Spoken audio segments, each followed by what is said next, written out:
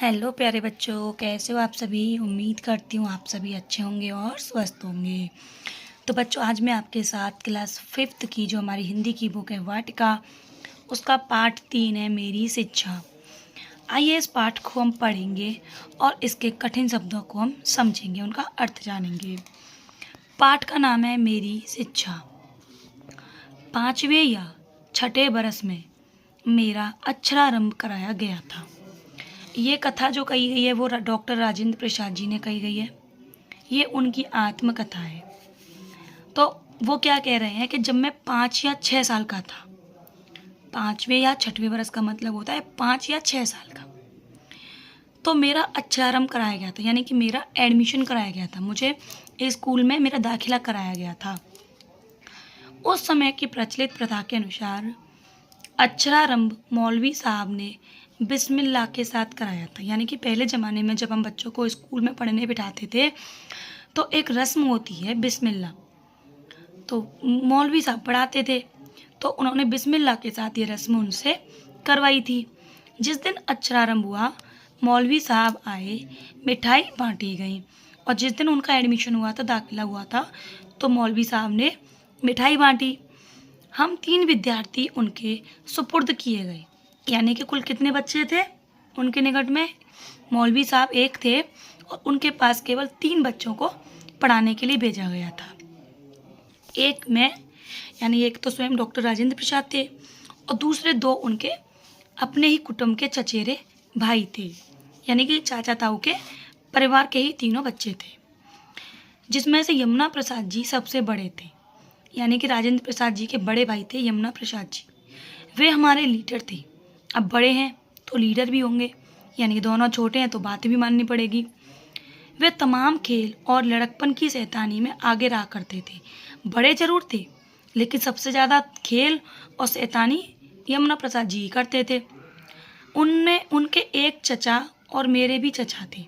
यानी कि उनके भी एक चाचा थे और मेरे भी चचा थे। वो उनको बहुत मजाक पसंद थे। वह मेरे पिताजी के छोटे भाई थे। चाचा किसको कहते हैं? पिताजी के छोटे भाई को। पर पिताजी के कई गुण उन्होंने भी सीखे थे।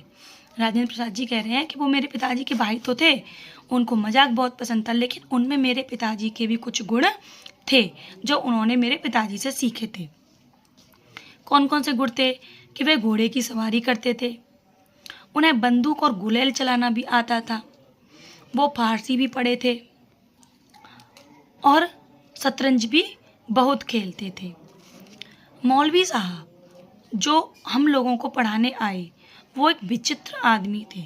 यानी जो मौलवी साहब हम इन तीनों को पढ़ाने आए थे, वो एक अजीब ही इंसान थे। विचित्र का मतलब होता है एक अजीब इंसान, जिनको कोई समझ नहीं सकता। उनका बहुत सी बातों पर दावा था। बलदेव चचा के मजाक के लिए वे एक बहुत ही उपयोगी साधन बन गए। यानी कि अब राजेंद्र प्रसाद जी कह रहे हैं कि जो बलदेव चाचा थे, उनके चाचा, वो भी उनका मजाक उड़ाते थे। किनका? मौलवी साहब का। चाचा तरह तरह की बातें मौलवी को सुनाते और उनको उत्साह देकर यह कहलवा देते कि वह भी चाहे कोई भी काम क्यों ना हो, जानते या कर सकते हैं। यानी कि चाचा मौलवी साहब को अपनी बातों से इतना उकसा देते थे, उनमें इतना मतलब उनको इतना उकसा देते थे कि वो भी ये कह देते थे चाहे कैसा भी काम हो, वो भी ये काम कर सकते हैं। मौलवी साहब का दावा था कि वे शतरंज खेलना भी खूब जानते हैं। अब मौलवी साहब थे तो अपनी नीची तो होने नहीं देंगे, अपनी बेइज्जती तो बर्दाश्त करेंगे नहीं, तो वो बोलते कि मुझे भी शतरंज खेलना खूब आता है। लेकिन बलदेव चाचा उन्हें शतरंज खिलाते, पर वे कभी न जीतते। लेकिन वो मौलवी साहब कभी बलदेव चाचा से शतरंज में जीत ही नहीं पाए। हम बच्चे इस मजाक को कौतूहल से सुनते और हम बच्चों को भी उनका मजाक सुनने में मज़ा आता। इस प्रकार के मजाकों के बीच हम फारसी पढ़ते रहे। कौन सी भाषा पढ़ते थे वो लोग?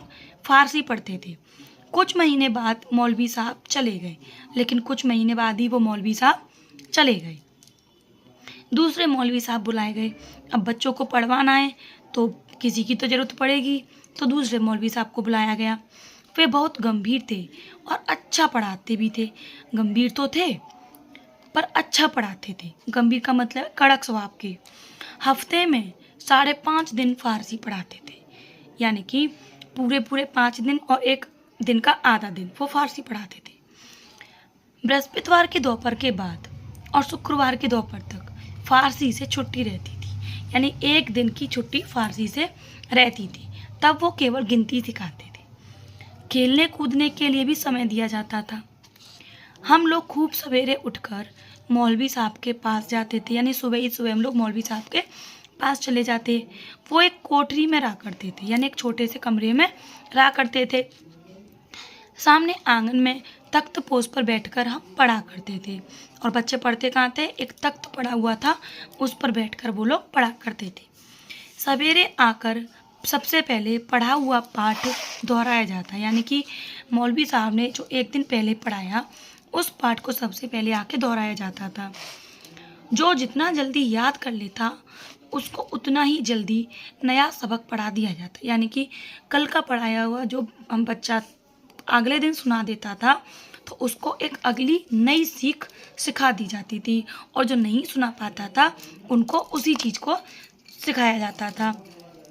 तब तक सूर्योदय हो जाता और इतना होते होते ही शाम हो जाती।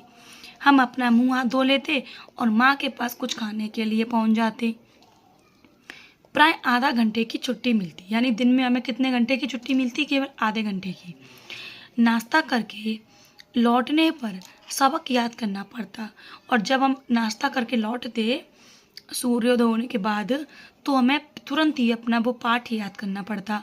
और पाठ याद करके सुना देने के बाद मौलवी साहब हमें हुक्म देते किताब बंद करो। जब हम पाठ सुना देते तो मौलवी साहब हुक्म देते थे कि अब किताब बंद करो। किताब बंद करके तख्ती निकालनी होती, तख्ती भर जाती तो उसे धोना भी पड़ता, यानी स्लेट, पहले लकड़ी की स्लेट चलती थी। इस क्रिया में भी कुछ समय खेलने को मिल जाता, यानी कि हम धोने के बहाने खेलने में लग जाते थे। दोपहर को नहाने और खाने के लिए 1 या 1.5 घंटे की छुट्टी मिलती, और खाकर फिर उसी तख्तपोश पर सोना पड़ता, यानी कि वो बच्चे पूरा दिन वहीं रहते थे, सोते भी मौलवी साहब के पास थे। मौलवी साहब चारपाई पर सोते। दोपहर के बाद दूसरा सबक मिलता और उसको याद करके सुनाने पर ही खेलने की छुट्टी मिलती, यानी एक पाठ हमने दोपहर से पहले सुना दिया और दूसरा पाठ दोपहर के बाद सुनाना होता था। अगर नहीं सुना पाया तो हमें खेलने के लिए भी छुट्टी नहीं मिलती थी। शाम को जल्दी नींद आती, क्योंकि भाई सुबह 4 बजे उठ रहे हैं बच्चे तो नींद भी जल्दी आएगी। डर रहता था कि कहीं मौलवी साहब हमें पलक झपकाते देख ना लें, लेकिन मौलवी साहब का डर भी लगता था कि नहीं तो माँ, क्योंकि अगर हमें सोते हुए देख लिया तो मार पड़ेगी। जल्दी छुट्टी के 2 उपाय थे। अब हमें जल्दी छुट्टी चाहिए तो उपाय भी करना पड़ेगा। कि खेल कूद में जमुना भाई लीडर थे तो जल्दी छुट्टी पाने के लिए भी उपाय भी वही करते। पढ़ने के लिए तेल का दिया जलाया जाता था, तो जमुना भाई रेत की छोटी पोटली बना लेते और छिपाकर उसे दिए में रख देते। रेत की पोटली से क्या होता था कि तेल जो होता था वो जल्दी सूख जाता था, तो वह पोटली वह शीघ्र ही तेल सोख लेती और दिया जल्दी बुझने पर आ जाता। मौलवी साहब दाई पर गुस्सा होते कि तेल कम क्यों डाला, और वे मजबूर होकर किताब बंद करने का हुक्म दे देते। और जो कुछ फारसी का ज्ञान हुआ उन्हीं मौलवी साहब ने दिया। हम सब भी उनको प्यार करने लगे थे। जब घर छोड़कर छपरा अंग्रेजी पढ़ने के लिए जाना पड़ा तो मौलवी साहब को और हम लोगों को भी बहुत दुख हुआ। तो ये हमारा हो गया मेरी शिक्षा पाठ का पूरा हिंदी अनुवाद भावार्थ। आई होप आपको वीडियो पसंद आई होगी और अर्थ भी समझ में आ गया होगा।